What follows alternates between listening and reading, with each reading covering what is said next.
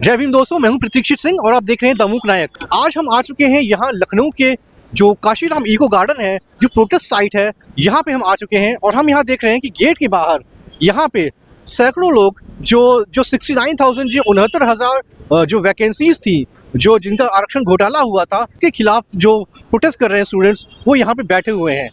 और ये आज पहली बार नहीं है कि ये यहाँ पे बैठे हुए हैं। इस कड़ाके की ठंड में जो आरक्षण का जो घोटाला हुआ है, जो आरक्षण में जो डिस्क्रिपेंसी हुई है, उसके खिलाफ ये लोग प्रोटेस्ट कर रहे हैं। आइए हम लोग कुछ लोगों से बात करते हैं। तो मैम, हम आपसे बात करना चाहते हैं। हम क्या नाम है आपका? शशि सिंह। सर, हमारी लिस्ट निकाली गई थी 6800 की 2022 में, और हमारी लिस्ट को मिले हुए लगभग 562 दिन हो गए, पर हमें अभी तक नियुक्ति नहीं दी गई। आप लोगों को क्या उम्मीद है अभी सरकार से? सरकार से यही उम्मीद है कि हमें नियुक्ति दें, हमारा अधिकार दें, हमारा आरक्षण हमें दें। तो हमारे साथ एक और छात्र हैं। मैम, आपका क्या नाम है? बबीता, मैं रायबरेली जिले से हूँ। तो मैम, आप लोगों की यहाँ पे क्या मांगे हैं? मांग तो एक ही है, बस नियुक्ति चाहिए सरकार से। उत्तर प्रदेश ने पुलिस की वैकेंसीज निकाली थी, उसमें जो सवर्ण छात्र हैं, जो जनरल कैटेगरी के स्टूडेंट्स हैं, उनको एज रिलैक्सेशन नहीं मिला था, लेकिन उन्होंने बस एक दिन ट्विटर ट्रेंड चलाया और उनको ये एज रिलैक्सेशन मिल गया। तो ये भी एक मुद्दा उठता है कि क्या इन लोगों को क्यों न्याय नहीं मिल रहा है? क्या नाम है आपका? मेरा नाम कुलदीप शर्मा है, मैं जिला इटावा से आया। हमारी मांग है 69,000 शिक्षक भर्ती में जो आरक्षण घोटाला हुआ था, इसमें NCBC राष्ट्रीय पिछड़ा वर्ग आयोग ने अपनी रिपोर्ट दी थी, जिसमें सिद्ध हुआ था कि घोटाला हुआ है। और माननीय योगी आदित्यनाथ जी ने एक कमेटी गठित की थी, जिसमें उसने भी रिपोर्ट दी थी, उसमें भी घोटाला हुआ है। और माननीय पूर्व शिक्षा मंत्री, बेसिक शिक्षा मंत्री सतीश द्विवेदी जी ने भी माना था, सदन में भी बताया था कि आरक्षण घोटाला हुआ है।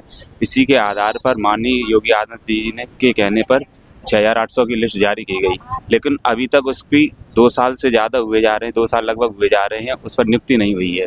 इसीलिए हम लोग अपने समाज के जो भी नेता हैं, सत्ता पक्ष विपक्ष के, सभी के यहाँ पर गए, लेकिन कोई भी हम लोगों को केवल झूठा आश्वासन मिल रहा है, हम लोगों को नियुक्ति नहीं मिल रही है। 562 दिन हो गए हैं, लेकिन आप लोगों को अभी कोई न्याय नहीं मिला है, उसके बारे में आप क्या कहेंगे? अगर हम भी सवर्ण समाज के अगर बच्चे होते ना, तो ऐसे खुले आसमान के नीचे सर्द रातों में नहीं काट रहे होते। अगर हम भी सवर्ण होते तो नौकरी कर रहे होते। 68,500 में 6,000 लोग ओवरलैप में बाहर हो गए, तो उनको रातों रात नियुक्ति दे दी गई। और हमारे जब घोटाला सिद्ध हुआ है, माननीय योगी आदित्यनाथ जी ने भी माना है कि 6,800 का घोटाला हुआ है, उस पर नियुक्ति नहीं दे रहे हैं, क्योंकि हम दलित पिछड़े वर्ग से आते हैं, इसीलिए नहीं नियुक्ति मिल पा रही है हमें। सर, आपका क्या नाम है?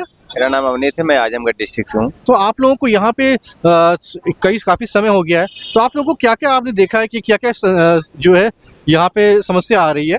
सर, समस्या तो बहुत है, लेकिन अब हर समस्याओं से हम लोग झेलते हुए आज 562 दिन से लगातार अनवरत धरने पे बैठे हैं, और हमारे 5 साथी भूख हड़ताल पे भी बैठे हैं। लेकिन इस सरकार हमारी बात को कहीं न कहीं अनदेखा हमेशा करती आई है, क्योंकि पिछले 8 महीने हम लोग आंदोलन किए थे, तो माननीय मुख्यमंत्री जी ने हमारे डेलीगेशन के साथ मुलाकात की और 6,800 की लिस्ट निकाली, लेकिन आज वो लिस्ट की नियुक्ति आज तक नहीं हो पाई। कहीं न कहीं अधिकारियों की लापरवाही की वजह से हमारी नियुक्ति नहीं हो पाई। लेकिन बहुत दुख की बात है कि जहां एज रिलैक्सेशन में यूपी पुलिस की भर्ती में मात्र ट्विटर पर आंदोलन किया गया, और अब एक सवर्ण समाज के विधायक माननीय मुख्यमंत्री जी से मिलते हैं और 3 साल की एज में छूट मिल जाती है, लेकिन हमारे समाज के तमाम मंत्री विधायक बने बैठे हुए हैं, लेकिन हमारी बात माननीय मुख्यमंत्री जी तक कभी पहुंचाने की इनकी हैसियत ही नहीं हुई कि माननीय मुख्यमंत्री जी, हमारे ही समाज के बच्चे आज पिछले 562 दिन से लगातार धरने में बैठे हैं, और आपने इनसे वादा भी किया था कि आप लोगों के साथ न्याय होगा। आपने ट्वीट भी किया था, बाकायदा मीडिया के सामने आपने बोला भी था, लेकिन ऐसी क्या मजबूरी है कि ये बच्चे आज भी दर दर की ठोकरें खा रहे हैं। लेकिन हमें बहुत दुख है कि हमारे इतने समाज के जो मंत्री विधायक बने बैठे हैं, इनके दरवाजे पर हम जब न्याय मांगने जाते हैं, तो हमें हमारी आवाज़ बनने के बजाय हमें लाठी और डंडे से पिटवा करके इको गार्डन भेज देते हैं। दोस्तों, हमारे साथ एक महिला है जो अपने बच्चे के साथ आई हुई है। आइए हम उनसे बात कर लेते हैं। क्या नाम है आपका? नीलम वर्मा। क्या मांगे हैं आपकी? हम लोगों की जो आप लोग की भर्ती निकली थी, हम लोग का नाम है 6800 में, उनको नियुक्ति दी जाए, बस हमें नियुक्ति चाहिए। जो दलित पिछड़े वर्ग के लोग हैं, उनको काफ़ी विषम परिस्थितियों में जो है यहाँ पे रहना पड़ रहा है, फिर भी आप लोगों को न्याय नहीं मिल रहा है, उसके बारे में क्या कहेंगे? उसके बारे में मुझे यही कहना है कि कोई भी चीज़ पाने के लिए संघर्ष करना पड़ता है, और ये जो संघर्ष है हम लोगों का एक दिन जरूर रंग लाएगा। हम लोग को देर सवेर कभी ना कभी नौकरी तो जरूर मिलेगी। अमरिंदर जी, आप लोगों को 562 दिन हो गया केवल यहीं पे रहते हुए, क्या डिफरेंस है उनके जो जनरल कैटेगरी के स्टूडेंट्स हैं, जो सवर्ण छात्र हैं, और आपके उनके इश्यूज में, और आपके जो आप लोगों के इश्यूज में, दलित पिछड़ों के इश्यूज में? देखिए, दलित पिछड़ों के इशूज़ और जनरल वर्ग के इशूज़ में सिर्फ इतना अंतर है कि जनरल वर्ग के लोग बहुत कम संख्या में हैं, संगठित हैं, और उनके जो नेता, विधायक, मंत्री हैं, वो उनकी बात को लेकर के जहां जाना चाहिए, जिस फोरम पे उठाना चाहिए, बहुत दमदारी से उठाते हैं। और हमारे दलित पिछड़ों में तो बहुत संख्या है, बहुत लोग हैं, बहुत नेता हैं, बहुत मंत्री हैं, बहुत सांसद हैं, लेकिन हमारी पीड़ा उठाने के लिए मुझे नहीं लगता कि कोई एक मंत्री, सांसद, बताइए, एक अदना सा विधायक सलभमणि त्रिपाठी माननीय योगी आदित्यनाथ जी तक जाता है और 3 वर्ष आयु बढ़ जाती है। उससे मुझे कोई परहेज नहीं, वो छात्र हैं, वो हाँ, ये जेन्युइन पीड़ा था।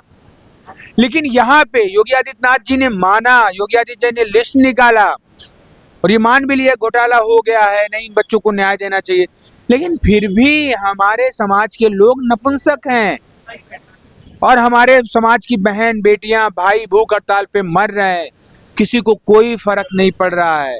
बहुत दुख होता है, बहुत दर्द होता है जब अपने लोग वोट लेकर के हम लोगों को भूल जाते हैं और यहाँ इको गार्डन जैसे पत्थर, यूं कहें कि पुरानी जेल में हम लोगों को जीने मरने के लिए छोड़ देते हैं। ये संघर्ष निरंतर जारी रहेगा, ये लड़ाई निरंतर जारी रहेगी। जब तक हम लोगों में जान है, जब तक हम लोगों में ताकत है, तब तक पूरी तरीके से, पूरी शिद्दत से ये लड़ाई हम लोग लड़ते रहेंगे। परिस्थितियां कुछ भी हों, बारिश आए, ठंड पड़े, ओले पड़े, आग गिरे, कुछ भी हो, लेकिन हम लोग ठान चुके हैं कि सरकार से अपनी हक अधिकार को लेना है, अपने हक अधिकार को, नौकरी लेना है, नियुक्ति लेना है। जब तक हमें हमारी नियुक्ति नहीं, तब तक हम लोग यहाँ से उठेंगे नहीं। तो दोस्तों, देखना है कि कैसे जो ये लोग 562 डेज से, 562 दिनों से जो संघर्ष कर रहे हैं, क्या वो संघर्ष रंग लाता है?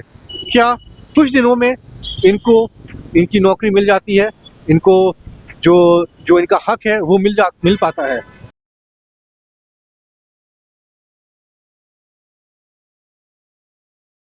दमूक नायक जनवादी पत्रकारिता करता है।